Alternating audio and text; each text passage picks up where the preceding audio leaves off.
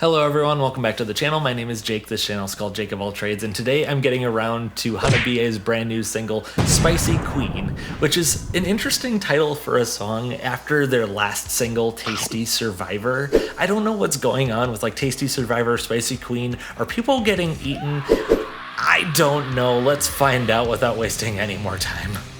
All right, Spicy Queen, here we go. Ooh, that's really red. That makes sense though. Very different setting.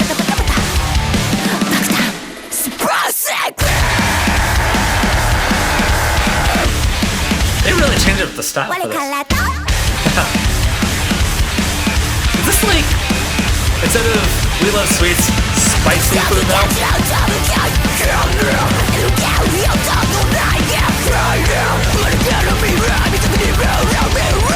It's so visually interesting.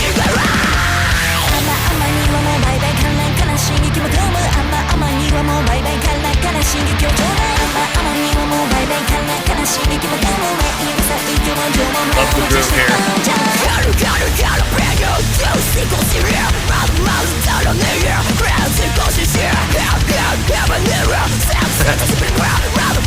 Just love that flair. Did not see that one coming.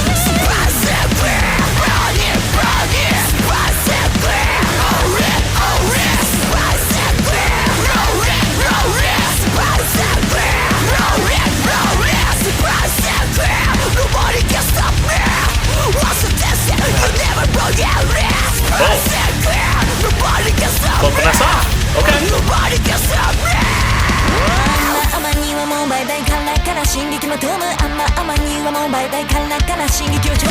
I love the guitar background too.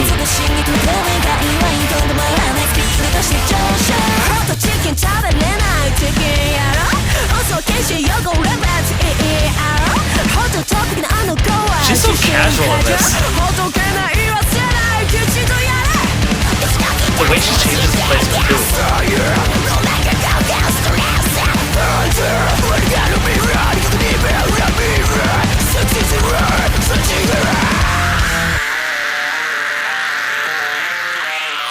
Wow, she held that out for a while.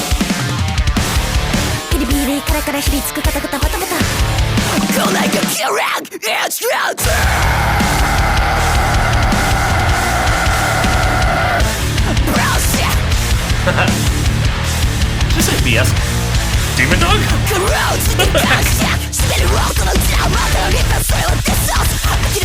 So random.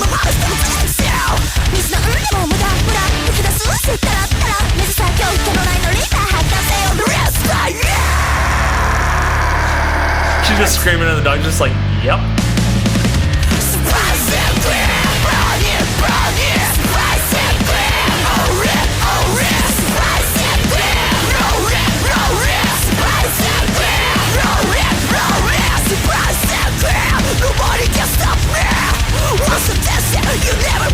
No one's stopping the Spicy Queen. Nobody can stop me. Nobody can stop me.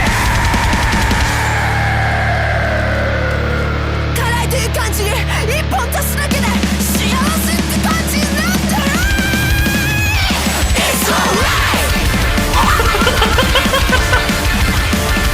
It's alright. That is freaking awesome.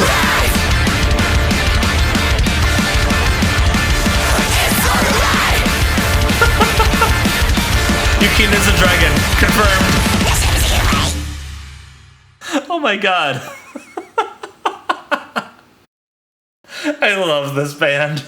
Alright, per usual, went back, broke it down little by little to try and get as much as I could from this. And I checked this out in an interview afterwards, and it turns out I was right. This sounded like the spicy version of We Love Sweets. I was like, oh yeah, this gives me a lot of those vibes. It seems like they're doing something for a different type of flavor now. And then I was reading through, trying to find lyrics, and I saw an interview. They're like, hey, for our 10th anniversary, we thought we'd do like a spicy version of We Love Sweets, and it was apparently inspired by like Nashville hot chicken, and I'm like, that is fascinating. That is really fascinating. And I feel like the imagery of the video goes along really well with the Spicy Queen, like the intense reds and oranges. Plus, I love what they do with the imagery, where there's like all this changing from like this super saturated to like a contrast of the unsaturated, but then the reds were accented. They had like a comic booky type scene, as well as like some psychedelic without all of the crazy colors, just like the hot colors. I don't know, it was really, really playful with the visuals, and I thought that was really cool. Another thing I noted too was they were kind of condensed in this tiny room with all these like orange, like it almost looks like a bunch of like metal band logos that no one can read, but in orange instead of black and white. With the room being so small, it's like I'd be cozy in there by myself, but stuffed in there with 3 other people, the claustrophobia would come out a little bit. So anyway, I was just kind of a little bit like, oh man, that's a really cramped space in there. I don't know how you're pulling that off right now. Then getting into the lyrics a little bit, you know, which is what I was looking for and when I came across that interview. I just love the descriptions. At least this is the English translation of the Japanese, so I'm just going off of, you know, someone else's translations here. But tingling, crackling, stinging, thrashing around in the mouth. Are they killing each other? And then there's other parts like my heart pounds, my body's rejecting sugar. No need of energy, my brain pays regard. Reborn are my taste buds. Blunt, the future sense of taste, such as life, harsh as life. I crave the thrills of spiciness, breathtaking jalapeno, juicy spices, not enough at all, renew the amount of crazy. Haha, habanero makes your lips like a sex bomb, not enough at all to reach the breaking point.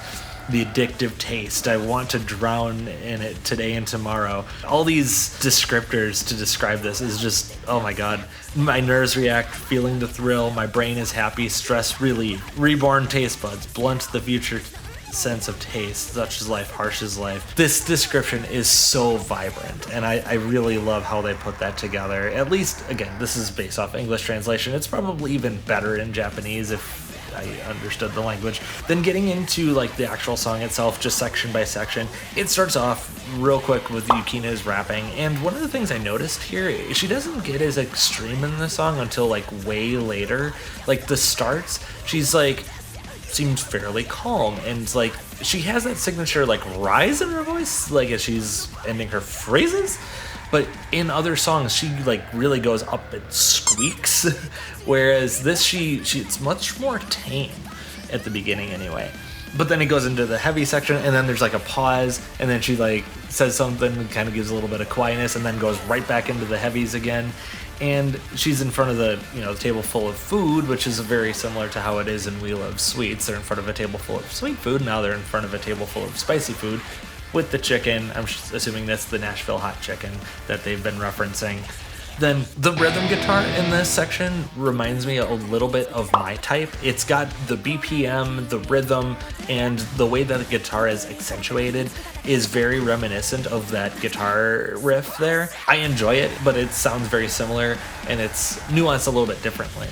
This is where I struggle a little bit, is like figuring out the sections of the song, because Hanabie doesn't really do the standard structures all the time. They do a lot of back and forth, a lot of sudden cuts from something calm to something crazy, and they will put verses in spots that you wouldn't expect them. So what I thought initially was a pre-chorus is where Matsuri is singing and you've got like the guitar kind of playing in the background. It sounds like there might be a couple guitar layers, because looking at the video, she's like doing the octave as she's playing, but then it almost sounds like there's like a little bit of like a tapping sort of thing going on as well. So it might be a little bit layered, kind of band limited, kind of pushed down to accentuate her vocals, but then you've also kind of got the little bit of a groovy sort of thing going on with it. But then it goes right back into a heavier section, but then softens up again real quick with an even more groovy section, but it's like more of the instruments drop out and it's just like this electronic drum going on there, and then Matsuri's singing again, and then the way it transitions back into the heavies with Hetsu's bass and Chika's drumming is like really, really cool. I like how it just transitioned. It's a really good transition. Then you can clearly hear her singing or screaming, "Spicy Queen, no one can stop me." I love that. It's super catchy. Finally, we get to a later section where Yukina's doing more of the fast rap, and she's doing a lot more of the extremes, going from like the really fast rap to like the squeaks to the harshes, like in really rapid succession. And it's just like the chaos you come to know and love with Hanabie. And then where it just starts to go way off the rails is like with the demon dog. Like I'm not sure if that's Yukina's dog or whose dog that is, but like the fact it just like turns demonic, like red eyes, and just like, what is going on here? And then like we get back into what we think is the ending. It's, you know, it's like that, and it's like, oh, we're gonna like peter out here.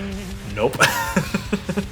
That is not the end. The ending actually happens where like Yukina, she starts getting, she kind of has like this desperate sort of kind of rising in intensity sort of vocal, and then there's like a really cool synth layer in the background that I noticed in the final breakdown.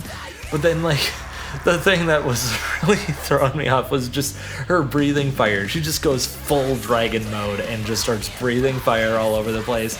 And then like, the ending with the galaxy, just like it has like a little, but it's an explosion from Yukino just breathing fire at us. I'm like, it is so creative, it is so funny, and I just love the humor that they inject into all their videos. It's so chaotic, and I just enjoy it. It gives me another reason to remind myself why I enjoy this band so much, and why I'm so blessed to have been able to see them live. I know there was so much more to this, and I feel like there's so much more to dissect with these videos, but because Hanabie is so chaotic, it is hard to like wrap my head around it all. It's almost like if I try to analyze it, I'm overthinking it. I should just sit back and let the chaos happen and just enjoy and just laugh and not break it down too much. Just let it be.